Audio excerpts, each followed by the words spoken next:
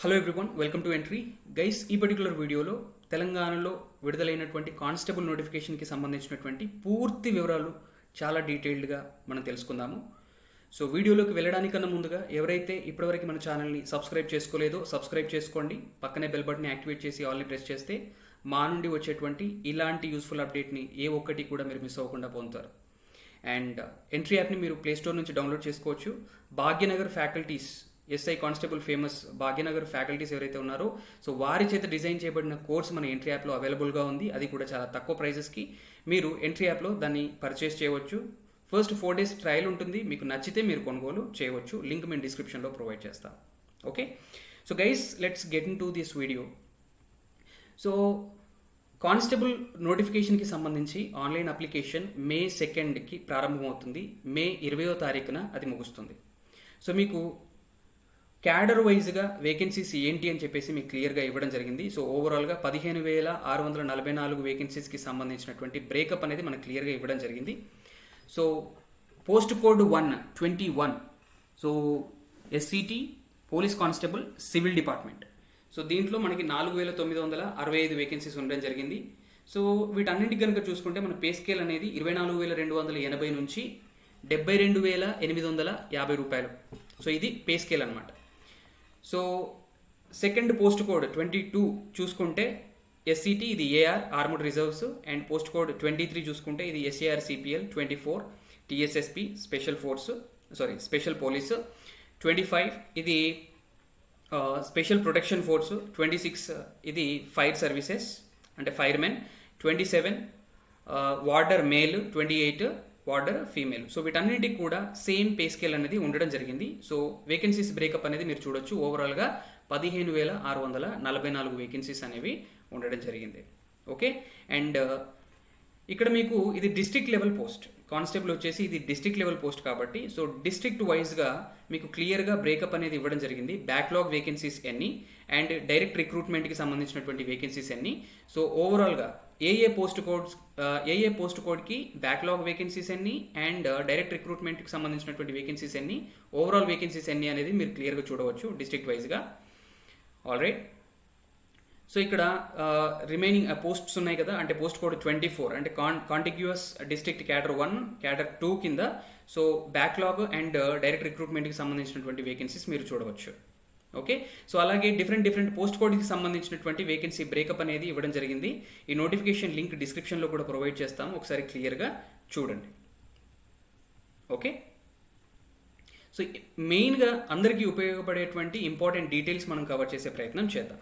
So fee structure ఏంటి, so payment ఏంటి apply చేయడానికి. ఓసీ అండ్ బీసీ అయితే సో ఈ పర్టికులర్ పోస్టులకి అంటే SCT, PC police constable civil కావచ్చు, ఏఆర్ కావచ్చు, ఎస్ఏఆర్ సిపిఎల్ కావచ్చు, టీఎస్ఎస్పి కావచ్చు, కానిస్టేబుల్స్ ఇన్ ఎస్పీఎఫ్ కావచ్చు, firemen and TS disaster response కావచ్చు, fire services, warders male or female కావచ్చు, వీళ్ళంతా కూడా పే చేయాల్సింది ఏంటి 800 రూపీస్. ఓకే, సో ఎస్సీ ఎస్టీకి అయితే 400 పే చేస్తే సరిపోతుంది ఈ పర్టికులర్ పోస్టులకి. ఓకే, అండ్ ఇప్పుడు నోటిఫికేషన్ రిలీజ్ అయింది కదా ఈరోజు 25th, అంటే నెక్స్ట్ 3 monthsలో టీఎస్ఎల్ పిఆర్బి నుంచి ఏదైనా నోటిఫికేషన్ కనుక వస్తే 3 months లోపు ఏదైనా నోటిఫికేషన్ కనుక వస్తే సో దానికి మళ్ళీ స్పెషల్గా ఈవెంట్స్ కండక్ట్ చేయడం అంటూ ఏది ఉండదు. సో దీనికి కండక్ట్ చేస్తారు కదా, సేమ్ అంటే ఒకటే ఈవెంట్స్ కండక్ట్ చేస్తారనమాట. దానినే ఈ 3 monthsలో వచ్చే నోటిఫికేషన్కి కూడా ఆ స్కోర్నే యూజ్ చేస్తారనమాట, కన్సిడర్ చేస్తారు. ఓకే, సో ఇక్కడ మీరు చూడొచ్చు, ఒకవేళ క్యాండిడేట్స్ మల్టిపుల్ పోస్ట్స్కి అప్లై చేయాలనుకున్నారనుకోండి, for example SCT PC and SCT SI ఈ 2 పోస్టులకు అప్లై చేయాలనుకుంటే సో డిఫరెంట్గా మనము పేమెంట్ అనేది చేయాల్సి ఉంటుంది. సో ఆ పోస్ట్కి సంబంధించి ఎంత పేమెంట్ ఉందో మనం అంత చేయాల్సి ఉంటుంది. కాకపోతే ఇక్కడ ఈవెంట్స్ కండక్ట్ చేసే శ్రమ అనేది తగ్గుతుంది. కేవలం ఒకేసారి కండక్ట్ చేస్తారు కాబట్టి ఒక దాని తర్వాత మల్టిపుల్ అంటే మనం ఎన్ని అప్లై చేసినా కానీ ప్రతి పోస్ట్కి ఒక 50 రూపీస్ రిబేట్ అనేది ఉంటుంది, అంటే తగ్గింపు అనేది ఉంటుంది. ఓకే, సో ఈ 2 పోస్టులు అప్లై చేశారనుకోండి, ఫర్ ఎగ్జాంపుల్ ఫస్ట్ది 800, సెకండ్ది వచ్చేసరికి 750 పడుతుంది. సో అలా అనమాట. So this is how the payment goes. And SC ST వాళ్ళకైతే 100 రూపీస్ అనేది రిబేట్గా ఉంటుంది. సో ఇక్కడ మిగిలిన వాళ్ళకి 50 రూపీస్ ఉంది కదా, ఎస్సీ ఎస్టీ వాళ్ళకైతే 100 రూపీస్ తగ్గింపు ఉంటుంది ఎక్స్ట్రా నోటిఫికేషన్ అప్లై చేసినప్పుడల్లా. Next payment of fee. First మీరు టీఎస్ఎల్ పిఆర్బి వెబ్సైట్లోకి వెళ్ళాలి. ఫస్ట్ స్టెప్ మీకు పేమెంట్ ఉంటుంది, రైట్. సో దానికన్నా ముందు మీరు చేయాల్సింది ఏంటి, మీ మొబైల్ నెంబర్ యూజ్ చేసుకొని, అంటే అది యూజర్ ఐడిగా మీరు రిజిస్ట్రేషన్ చేసుకోవాలి. అండ్ రిజిస్ట్రేషన్ చేసుకున్నాక మీరు పోస్ట్ ప్రిఫరెన్సెస్ ఇవ్వాల్సి ఉంటుంది. అంటే ఏ పోస్టులకి అప్లై చేయాలనుకుంటున్నారు, సో అవి మీరు ప్రిఫరెన్సెస్ ఇచ్చిన తర్వాత ఓవరాల్గా మీకు పేమెంట్ ఎంత అనేది మనకి చూపిస్తుంది, ఇంక్లూడింగ్ ఈవెంట్స్. సో ఓవరాల్గా పేమెంట్ ఎంత అని చూపిస్తున్న తర్వాత మీరు పేమెంట్ చేయవచ్చు త్రూ దీస్ మోడ్స్ అనమాట. క్రెడిట్ కార్డ్ కావచ్చు, డెబిట్ కార్డ్ కావచ్చు, నెట్ బ్యాంకింగ్ కావచ్చు. సో మీరు పేమెంట్ చేయాలి. ఆ తర్వాత మళ్ళీ మీరు TSLPRB వెబ్సైట్లోకి వెళ్ళి పార్ట్ 1 రిజిస్ట్రేషన్ కంప్లీట్ చేయాలి. సో పార్ట్ 1 రిజిస్ట్రేషన్లో భాగంగా మీరు passport size photo and specimen signature, అంటే మీ యొక్క సిగ్నేచర్, ఇవి రెండూ కూడా కలిపి ఒకే ఇమేజ్లో, ఒకే ఫైల్లో మీరు అప్లోడ్ చేయాల్సి ఉంటుంది. ఆ ఫైల్ 10 KB కన్నా తక్కువగా ఉండకూడదు అండ్ 50 KBని మించకూడదు అనమాట. ఓకే, సో పార్ట్ 1 రిజిస్ట్రేషన్ చేసుకున్న తర్వాత మీకు ప్రిలిమినరీ రిటర్న్ టెస్ట్కి మీకు కాల్ లెటర్ అనేది వస్తుంది. Okay, right. సో పార్ట్ 1 రిజిస్ట్రేషన్లో భాగంగా మీరు ఇవన్నీ కూడా గుర్తుంచుకోవాలి. ఇవన్నీ కూడా steps. Registration using mobile phone, మీకు ఒక మొబైల్ ఫోన్ ఉండాలి, రైట్. ఆ నెంబర్తో మీరు యూజర్ ఐడిగా మీరు రిజిస్ట్రేషన్ చేసుకోవాలి. సో మీరు ఏ పోస్టులకు అప్లై చేసుకోవాలనుకుంటున్నారో వాటిని సెలెక్ట్ చేసుకోవాలి.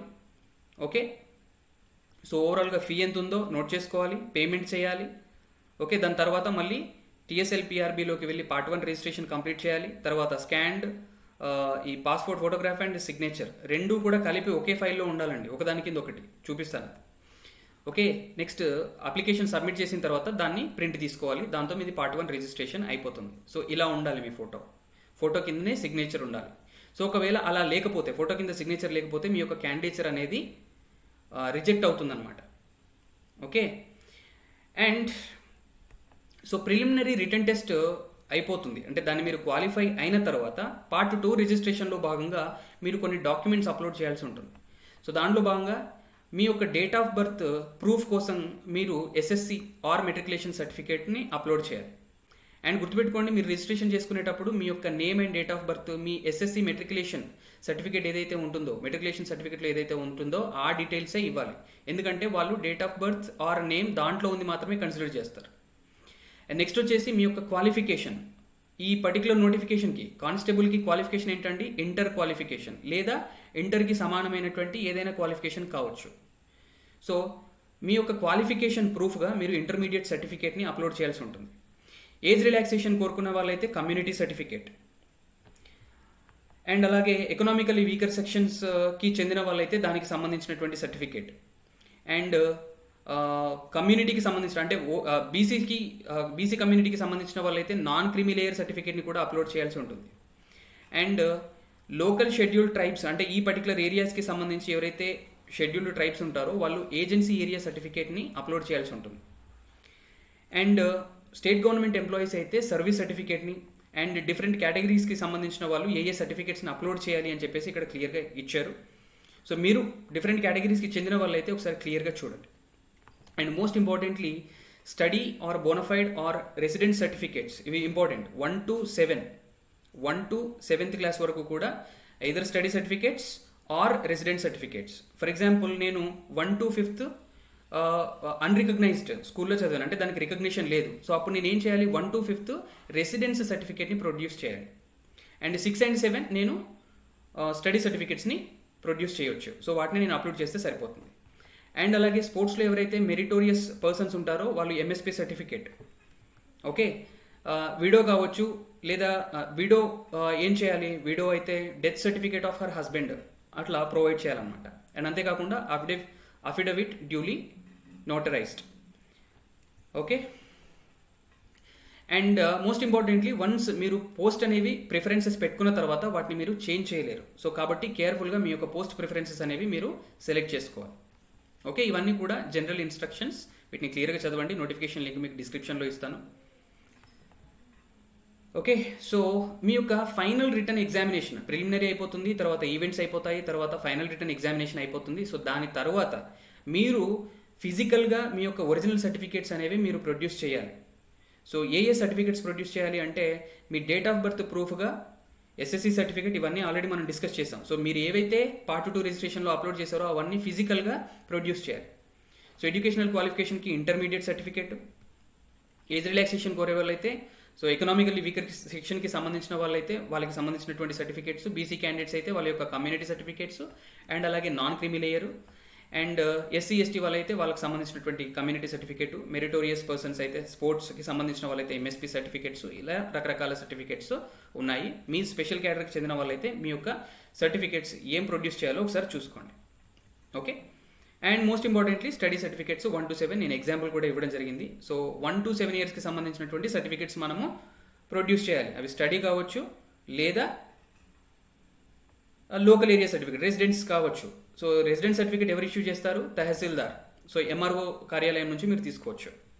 ఓకే, ఒకవేళ మీరు హోంగార్డ్గా వర్క్ చేస్తున్నట్టయితే, ప్రజెంట్గా కూడా మీరు సర్వీస్ చేస్తున్నట్టయితే హోంగార్డ్ సర్వీస్ సర్టిఫికేట్. సో ఇవన్నీ కూడా మీరు ప్రొడ్యూస్ చేయాల్సి ఉంటుంది at the time of document verification.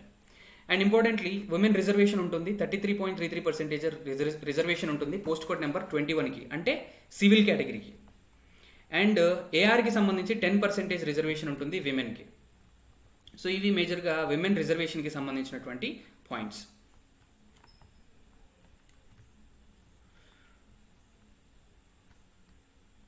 Okay, so next వచ్చేసి eligibility by gender. So post code 21 and 22 అంటే సివిల్ అండ్ ఏఆర్ కేటగిరీలో చూసుకుంటే బోత్ మెన్ అండ్ విమెన్ ఇద్దరు కూడా అర్హులే. 23, 24, 25, 26, 27 అంటే మీకు ఎస్ఏఆర్ సిపిఎల్ కావచ్చు, టీఎస్ఎస్పి కావచ్చు, స్పెషల్ ప్రొటెక్షన్ ఫోర్స్ కావచ్చు, ఫైర్మెన్ కావచ్చు. సో వీళ్ళందరికీ కూడా or 27th code warder male. So వీళ్ళందరికీ కూడా మెన్ ఆర్ ఎలిజిబుల్. సో ఈ పర్టికులర్ పోస్ట్కి only men are eligible. Okay, and post code 28కి ఓన్లీ విమెన్ ఆర్ ఎలిజిబుల్. ఏంటది? వార్డర్ ఫీమేల్ అని వాడే ఇచ్చాడు. So only female are eligible. Next age limit ఏంటి according to the post code చూద్దాం. 21 to 26 అంటే civil, AR, SAR CPL, TSSP, special protection force, firemen. So వీటన్నిటికీ కూడా మినిమం ఏజ్ వచ్చేసి 18 years, 18 సంవత్సరాల కన్నా తక్కువగా ఉండకూడదు. అండ్ 22 సంవత్సరాలకు మించకూడదు. ఎప్పటికీ జూలై 1, 2022 నాటికి 22 సంవత్సరాలు మించకూడదు. బట్ లేటెస్ట్గా వచ్చినటువంటి జీవో ప్రకారం 3 years అనేది అప్పర్ ఏజ్ లిమిట్ పెంచడం జరిగింది. అంటే జూలై 1, 2022 నాటికి 22+3 అంటే 25 సంవత్సరాలను మించకూడదు. మినిమం 18 సంవత్సరాలు ఉండాలి, మ్యాక్సిమం 25 సంవత్సరాలని మించకూడదు. ఓకే, సో అంటే దీని అర్థం ఏంటి? మీరు 1 జూలై 2004 తర్వాత జన్మించి ఉండకూడదు. ఓకే, సో 3 years అంటే 1997 2 జూలై కన్నా ముందు జన్మించి ఉండకూడదు. సింపుల్.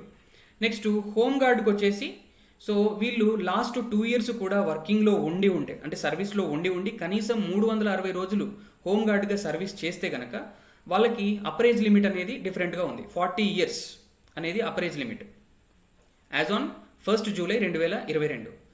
అండ్ అదనంగా 3 years అడిషనల్గా వీళ్ళకి ఇవ్వడం జరిగింది. అంటే 40+3 అంటే 43 years వరకు కూడా వీళ్ళు eligible. Next post code 27 and 28 అంటే వార్డర్ మేల్ అండ్ వార్డర్ ఫీమేల్కి మినిమం వచ్చేసి 18 years, మ్యాక్సిమం వచ్చేసి 22+3 years కొత్త జీవో ప్రకారం, అంటే 25 years మ్యాక్సిమం ఏజ్ అనమాట. అండ్ నెక్స్ట్ వచ్చేసి 21, 22, 28 అంటే civil, AR and warder female. So only దీనికి విమెన్ ఎలిజిబుల్ కదా. సో ఈ పర్టికులర్ కేసులో ఒకవేళ విడో కానివ్వండి, లేదంటే డివోర్స్డ్ విమెన్ కానివ్వండి, or women judicially separated from her husband కానివ్వండి, సో ఈ 3 కేసెస్లో మళ్ళీ దాంట్లో 2 స్టేట్మెంట్స్ ఉన్నాయి.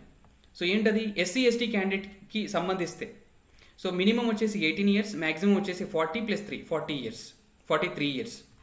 ఓకే, రిమైనింగ్ ఆల్ కేసెస్లో మినిమం 18 years, మ్యాక్సిమం 35+3 years అంటే 38 years అనమాట. సో ఇవి ఎలిజిబిలిటీకి సంబంధించినవి, ఏజ్కి సంబంధించినవి. సో నెక్స్ట్ వచ్చేసి అఫ్ కోర్స్ ఇందాక మనం డిస్కస్ చేసుకున్నాం కదా. So upper age limits, so upper age అనుకున్నాం కదా. సో మీరు ఇక్కడ 22+3 25 years అనుకున్నాం. సో సివిల్ కానివ్వండి, ఏఆర్ కానివ్వండి 25 years అనుకున్నాం కదా. అఫ్ కోర్స్ అంటే మీ యొక్క రిజర్వేషన్ బట్టి మళ్ళీ ఇంకా ఏజ్ రిలాక్సేషన్ అయితే మనకు ఉండడం జరిగింది ఇక్కడ. So Telangana state government employees అయితే ఇక్కడ 5 years, ఎక్స్ సర్వీస్ మెన్ అయితే 3 years in addition to their service. Okay, NCC వాళ్ళకు కూడా 3 years in addition to their service. SC, ST, BC, EWS క్యాండిడేట్స్కి 5 years అంటే 25+5 ఎంత అండి? 30 years వరకు కూడా వాళ్ళు ఎలిజిబుల్ అనమాట. ఓకే, సో అలా డిఫరెంట్ కేటగిరీస్లో మనకి ఇవ్వడం జరిగింది. సో ఇక్కడ చూడండి, retrenched temporary employee in the state census department with the minimum service of 6 months during 1991. So 1991 టైంలో ఎవరైతే ఈ సెన్సస్ డిపార్ట్మెంట్ నుంచి తొలగించబడ్డారో, ఓకే, డిపార్ట్మెంట్ నుంచి తొలగించబడ్డారో, సో అండ్ కనీసం 6 months సర్వీస్ చేస్తున్నారో వాళ్ళకి 3 years ఏజ్ రిలాక్సేషన్ అనేది ఇవ్వడం అనేది జరిగిందనమాట. ఓకే, సో ఇది ఏజ్ రిలాక్సేషన్కి సంబంధించి. సో జనరల్గా అయితే 25 years, మీ ఏజ్ మీకున్నటువంటి రిజర్వేషన్ బట్టి అదనంగా కూడా ప్రొవైడ్ చేయడం జరిగింది. ఓకే, సో నెక్స్ట్, సో నేను ఆల్రెడీ చెప్పాను ఈ point, name and date of birth అనేది, సో టీఎస్ఎల్ పిఆర్బి ఏది కన్సిడర్ చేసుకుంటుంది, మీరు ఇచ్చే నేమ్ అండ్ డేట్ ఆఫ్ బర్త్ని వెరిఫై చేసుకోవడానికి మీ యొక్క 10th class సర్టిఫికేట్ని చూసుకుంటుంది అనమాట, కన్సిడర్ చేస్తుంది. సో కాబట్టి మీ యొక్క డేట్ ఆఫ్ బర్త్ అండ్ నేము ఎగ్జాక్ట్గా మీ ఎస్ఎస్సి సర్టిఫికేట్లో ఎలా ఉంటే అలాగే ప్రొవైడ్ చేయండి. అండ్ ఎడ్యుకేషనల్ సర్టిఫికేట్, సో ఖచ్చితంగా 12th అనేది పాస్ అయి ఉండాలి. 12th కావచ్చు, దాని ఈక్వలెంట్ కావచ్చు, పాస్ అయి ఉండాలి. అండ్ సర్టిఫికేట్ అనేది మీ దగ్గర ఎప్పటి వరకు ఉండాలి, జూలై 1, 2022, జూలై 1, 2022 లేదా అంతకన్నా ముందు వచ్చినదై ఉండాలి. సో ఆ సర్టిఫికేట్ మీద డేట్ జూలై 1, 2022 లేదా అంతకు ముందు డేట్ ఉండాలన్నమాట. నెక్స్ట్ వచ్చేసి మెడికల్ స్టాండర్డ్స్. సో ఐసైట్ అనేది పర్ఫెక్ట్గా ఉండాలి. So right I left I చూసుకుంటే డిస్టెంట్ విజన్ 6/6, 6/6 ఉండాలి రెండింటికి. అండ్ నియర్ విజన్ వచ్చేసి 0/5, 0/5 ఉండాలి. అండ్ దెన్ సెలెక్షన్ ప్రొసీజర్ కనుక చూసుకుంటే, ఫస్ట్ మీకు ప్రిలిమినరీ టెస్ట్ ఉంటుంది, 3 hours టైం ఉంటుంది, 200 questions, 200 marks. ఓకే, ఇది మీరు ఓఎంఆర్ షీట్లో చేయాల్సి ఉంటుంది. సో ఇది వచ్చేసి just qualifying in nature. So అంటే కేటగిరీతో సంబంధం లేకుండా, రిజర్వేషన్తో సంబంధం లేకుండా ఓసీలు కావచ్చు, బీసీలు కావచ్చు, SC, ST, X service men, వీళ్ళందరికీ కూడా మినిమం 30% రావాలన్నమాట. అంటే 200లో 30% అంటే ఎంత, 60 marks అనేవి రావాలి. సో అట్లయితే క్వాలిఫై అవుతారు ఈవెంట్స్కి, అంటే నెక్స్ట్ రౌండ్కి. ఓకే, సో ఈ ప్రిలిమ్స్కి సంబంధించి క్వశ్చన్ పేపర్ అనేది ఇంగ్లీష్, తెలుగు అండ్ ఉర్దూ లాంగ్వేజ్లో ఉంటుంది, ఓఎంఆర్ బేస్డ్ ఉంటుంది. సో ఎవ్రీ రాంగ్ ఆన్సర్కి 20% మార్క్స్ అనేవి నెగిటివ్ మార్క్స్ అనమాట. అంటే 1 mark పాజిటివ్ అయితే, కరెక్ట్ అయితే 1 mark వస్తే, అదే క్వశ్చన్ రాంగ్ అయిందనుకోండి 0.2 marks అనేవి లాస్ అవుతారు. అలా 5 questionsకి మీరు రాంగ్ ఆన్సర్ చేస్తే 1 mark అనేది లాస్ అవుతారు అనమాట. ఓకే, ఒకవేళ మీరు బబుల్ చేయలేదనుకోండి, దాన్ని బ్లాంక్గా వదిలేస్తే 0 mark అనమాట. అంటే అది యాడ్ అవ్వదు, కోల్పోరు అనమాట. నెక్స్ట్ వచ్చేసి మీకు ప్రిలిమ్స్ అయిపోయిన తర్వాత మీ నెక్స్ట్ ఈవెంట్స్కి మీ యొక్క ఇంటిమేషన్ లెటర్ అనేది వస్తుంది, ఫిజికల్ మెజర్మెంట్ టెస్ట్కి అండ్ అలాగే ఫిజికల్ ఎఫిషియన్సీ టెస్ట్కి. సో ఆ ఇంటిమేషన్ లెటర్లో వెన్యూ ఏంటి, సో ఎక్కడ ఈవెంట్స్ అనేవి కండక్ట్ చేస్తారు, డేట్ ఏంటి, టైం ఏంటి అని చెప్పేసి దాంట్లో ఇంటిమేషన్ లెటర్ ఉంటుంది. మీరు ఈవెంట్స్కి వెళ్ళేటప్పుడు సో ఆ లెటర్ తీసుకొని వెళ్ళాలి. ఓకే, సో ఈ లెటర్ అనేది ఎక్కడ ఉంటుంది, మీకు ప్రిలిమ్స్ అయిపోయిన తర్వాత, మీకు అంటే రిజల్ట్ అయిపోయిన తర్వాత, సో మీకు ఈ టీఎస్ఎల్ పిఆర్బి వెబ్సైట్లో మీరు చూసుకోవచ్చు, ఇంటిమేషన్ లెటర్ అనేది మీకు వస్తుంది. నెక్స్ట్ ఫిజికల్ ఎఫిషియన్సీ టెస్ట్లో భాగంగా ఫస్ట్ మీకు 1600 meters లేదా 800 meters రన్ ఈవెంట్ ఉంటుంది. సేమ్ ఎస్ఐకి ఎలాగో కానిస్టేబుల్కి కూడా అంతే. సో మెన్ క్యాండిడేట్స్కి అయితేనేమో 1600 meters ఉంటుంది, విమెన్ క్యాండిడేట్స్కి అయితేనేమో 800 meters ఉంటుంది. సో మెన్ క్యాండిడేట్స్ అయితే 1600ని 7 minutes 15 seconds లోపు క్లియర్ చేయాలి, అలా అయితే వాళ్ళు క్వాలిఫై అవుతారు. ఎక్స్ సర్వీస్ మెన్ అయితే వాళ్ళకి 9 minutes 30 seconds వరకు ఉంది. ఒకవేళ 800 meters రన్ అయితే విమెన్కి అది, సో వాళ్ళకి టైం వచ్చేసి 5 minutes 20 seconds లోపు వాళ్ళు అది క్లియర్ చేయాలి. సో పోస్ట్ కోడ్స్ 21, 26, 27, 28 అంటే సివిల్, 26 అంటే ఫైర్ మ్యాన్, 27 అంటే వార్డర్ మేల్ అండ్ 28 అంటే వార్డర్ ఫీమేల్. సో ఈ రన్ ఈవెంట్ ఏదైతే ఉందో 1600 meters కావచ్చు, 800 meters కావచ్చు, మెన్ అండ్ విమెన్కి, సో ఈ రన్ అనేది జస్ట్ క్వాలిఫైయింగ్ ఇన్ నేచర్, వాళ్ళు క్వాలిఫై అయితే సరిపోతుంది, దీంట్లో మెరిట్ మార్క్స్ రావాల్సిన అవసరం లేదు. సో మిగిలిన పోస్ట్ కోడ్స్ ఏవైతే ఉన్నాయో 22, 23, 24, 25 అంటే ఏఆర్, ఎస్ఏఆర్ సిపిఎల్, 24 అంటే టీఎస్ఎస్పి, 25 అంటే మీకు స్పెషల్ ప్రొటెక్షన్ ఫోర్స్. సో ఈ పోస్ట్ కోడ్ సంబంధించి ఈ ఈవెంట్లో వచ్చినటువంటి మార్క్స్ అనేవి మీకు ఫైనల్ రిటర్న్ ఎగ్జామ్లో వచ్చినటువంటి మార్క్స్కి యాడ్ అవుతాయి. ఓకే, సో ఈవెంట్స్కి వీళ్ళకి వెయిటేజ్ అనేది ఉంటుంది. సో ఈ పర్టికులర్ పోస్టులకి 22, 23, 24, 25. సో వీళ్ళకి ఈవెంట్స్ అనేవి చాలా ఇంపార్టెంట్. సో ఈవెంట్స్లో మెరిట్ తెచ్చుకోవాల్సిన అవసరం ఎంతైనా ఉంటుంది. Okay, so coming to post code 22 మనం చూసుకుంటే అంటే ఏఆర్కి సంబంధించి దీనికి మేలు అండ్ ఫీమేల్ ఇద్దరు కూడా ఎలిజిబుల్. కాబట్టి ఈవెంట్ పరంగా చూసుకుంటే మరి మేల్స్కి ఏమో 1600 మీటర్స్ ఉంది, ఫీమేల్స్కి చూసుకుంటే 800 మీటర్స్ ఉంది. సో వీళ్ళకి వచ్చేటువంటి మార్క్స్ ఏవైతే ఉంటాయో వాటిని నార్మలైజ్ చేయాలి. ఓకే, ఫెయిర్నెస్ కోసం అని చెప్పేసి నార్మలైజ్ చేయాలి. నార్మలైజ్ ఏ ఫార్ములా ప్రకారం చేస్తారు అంటే ఇక్కడ ఫార్ములా కూడా ఇచ్చారు for the fairness of the selection process. So ఇది నార్మలైజేషన్ ప్రాసెస్ అనమాట. నెక్స్ట్ వచ్చేసి physical measurements.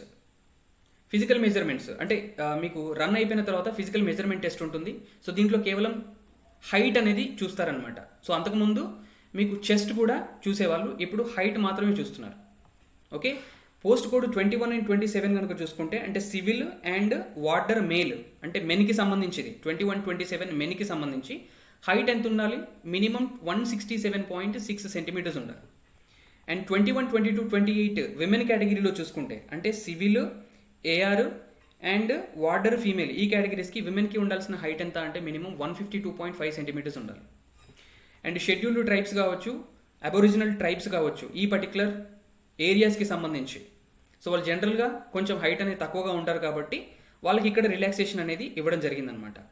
Okay, post code 21, 27 main కేటగిరీలో ఈ పర్టికులర్ కేటగిరీకి చెందిన వాళ్ళు మినిమం 160 సెంటీమీటర్స్ ఉండాలి.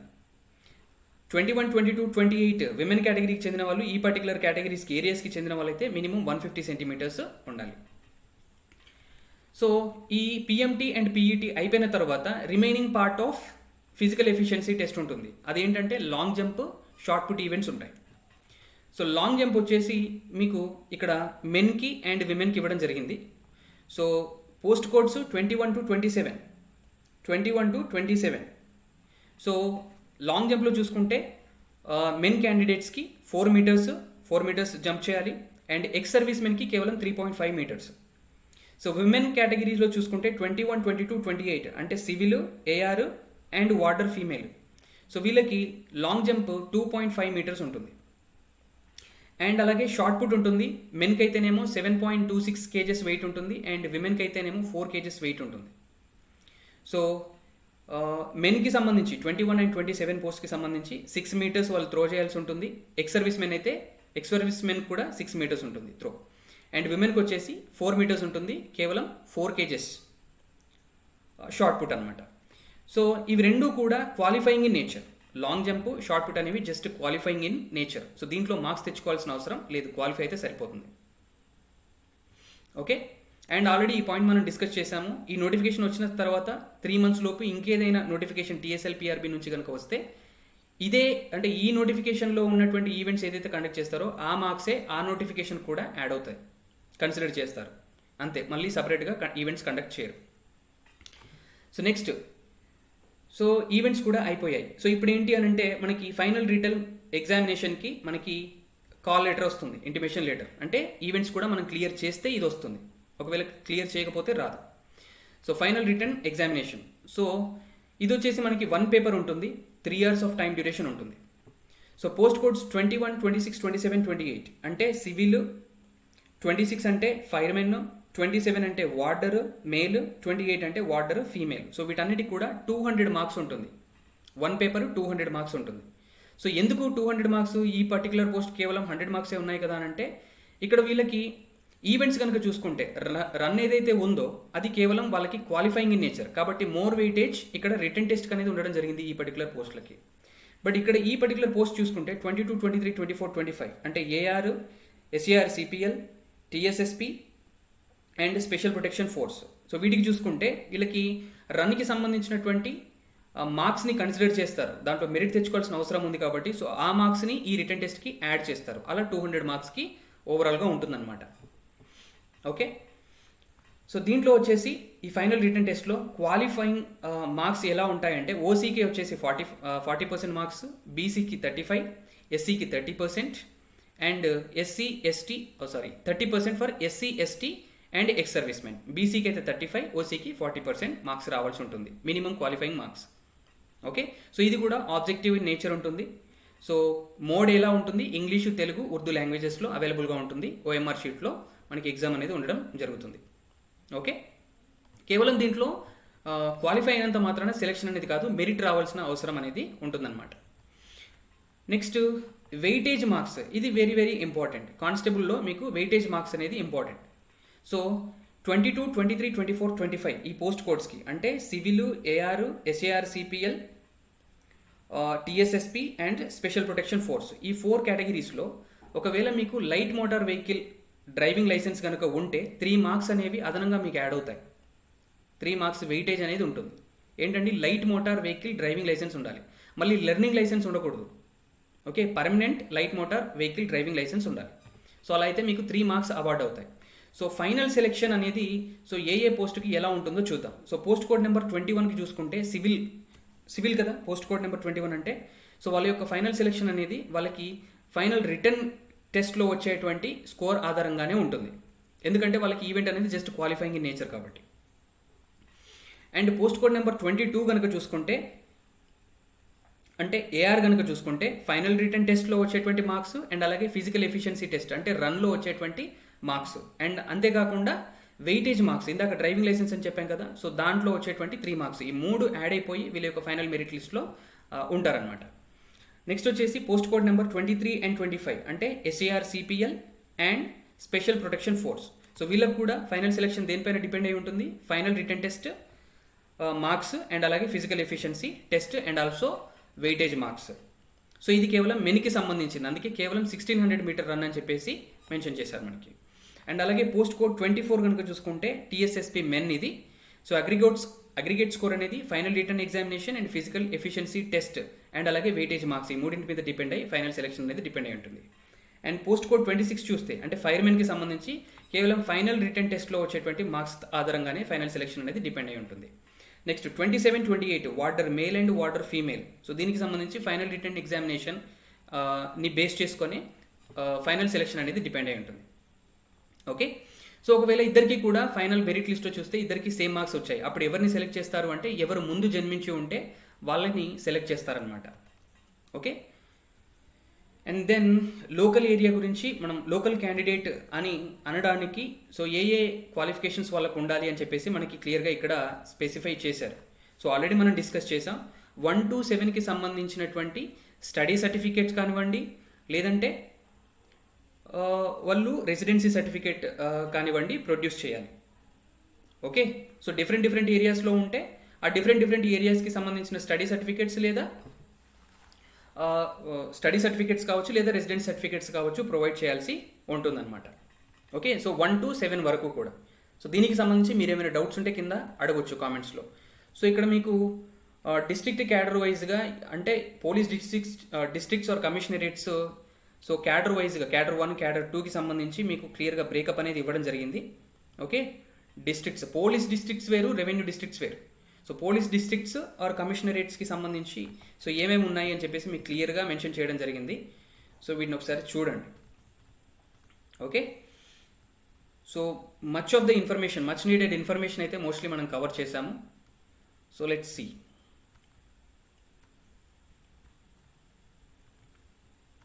ఓకే, ఎనీవే ఈ లింక్ అనేది మీకు డిస్క్రిప్షన్లో ఇస్తాను, మీరు క్లియర్గా చూడవచ్చు. మోస్ట్లీ మీకైతే చూడాల్సిన అవసరం లేదు, అన్నీ కూడా మనం డిస్కస్ చేస్తున్నాం.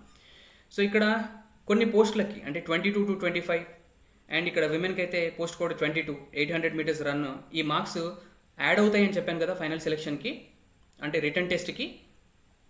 సో ఈ 1600 మీటర్ రన్లో మెన్ అయితే 4 minutes 15 seconds లేదా అంతకన్నా తక్కువలో కవర్ చేశారనుకోండి వాళ్ళకి 100 మార్క్స్ వస్తాయి. ఫీమేల్స్ అయితే 3 minutes 5 seconds లేదా అంతకన్నా తక్కువలో వాళ్ళు కనుక కవర్ చేస్తే 800 మీటర్స్ని వాళ్ళకి 100 మార్క్స్ వస్తాయి. అండ్ ఇలా టైం పెరుగుతూ వెళ్తూ ఉంటే మార్క్స్ అనేవి ఇలా తగ్గుతూ వెళ్తూ ఉంటాయి అన్నమాట. సో ఈ రకంగా వాళ్ళ యొక్క ఈ మార్క్స్ అనేవి యాడ్ అవుతూ ఉంటాయి మెయిన్ రిటర్న్ టెస్ట్కి. సో కాబట్టి సో దీంట్లో మెరిట్ తెచ్చుకోవడం అనేది చాలా చాలా ఇంపార్టెంట్. ఓకే, సో ఈ స్టార్ ఏదైతే ఉందో ఇది కేవలం ఎక్స్ సర్వీస్ మెన్కి అప్లికేబుల్ అనమాట. ఓకే, సో ఇదండి సిలబస్ అండ్ ఆల్సో మీ కంప్లీట్ సిలబస్ అంటే ప్రిలిమ్స్ అండ్ మెయిన్స్కి సంబంధించి ఇవ్వడం జరిగింది. Okay, 200 questions, 200 marks, 3 hours of time duration. So ఇది మెయిన్స్కి సంబంధించి ఆబ్జెక్టివ్ టైప్కి సంబంధించి ఇది మీకు syllabus. Okay, so these are the complete details అండి. అండ్ డిఫరెంట్ కేటగిరీస్ వాళ్ళు డిఫరెంట్ సర్టిఫికేట్స్ ప్రొడ్యూస్ చేయాల్సి ఉంటుంది అని చెప్పాం కదా. సో ఆ సర్టిఫికేట్స్ ఏ ఫార్మాట్లో ఉండాలి అని చెప్పేసి కూడా మీకు క్లియర్గా ఇవ్వడం జరిగింది. సో ఇలాగే మీ యొక్క సర్టిఫికేట్స్ ఉండేలా మీరు చూసుకోండి. సో ఆల్మోస్ట్ అన్ని ఇంపార్టెంట్ డీటెయిల్స్ అన్నీ మనం కవర్ చేయడం జరిగింది. సో దీని తర్వాత కూడా మీకు ఇంకేమైనా డౌట్స్ ఉంటే మీరు కింద కామెంట్స్లో అడగవచ్చు. I will be patient to clarify each one of your doubts. So I hope this was helpful guys. మీకు కనుక వీడియో హెల్ప్ఫుల్ అయితే లేదా నచ్చితే మీరు వీడియోని లైక్ చేయండి, ఛానల్ని సబ్స్క్రైబ్ చేసుకోండి. మంచి మంచి అప్డేట్స్ అన్నిటినీ క్లియర్ చేస్తూ అండ్ అంతేకాకుండా కంటెంట్ వీడియోస్తో కూడా మేము ముందుకు రాబోతున్నాం. So don't forget to subscribe to the channel for more such updates. Don't forget to click on the bell button to never miss the notifications from us. So ఒకసారి అయితే భాగ్యనగర్ కోర్స్ని చూడండి ఎంట్రీ యాప్లో, మీకు డెఫినెట్గా నచ్చుతుంది. ఎందుకంటే భాగ్యనగర్లో ఫేమస్ ఫ్యాకల్టీస్ ఎవరైతే ఉన్నారో వాళ్ళతో మనం డిజైన్ చేశాం కాబట్టి సో ఖచ్చితంగా మీకు అది హెల్ప్ఫుల్ అవుతుంది. లింక్ కూడా మీకు డిస్క్రిప్షన్లో ఇస్తాను, ఒకసారి చూడండి, నచ్చితే మీరు పర్చేస్ చేయవచ్చు. So this is all about this video guys. We'll meet you with the another important update. Thank you. Have a nice day.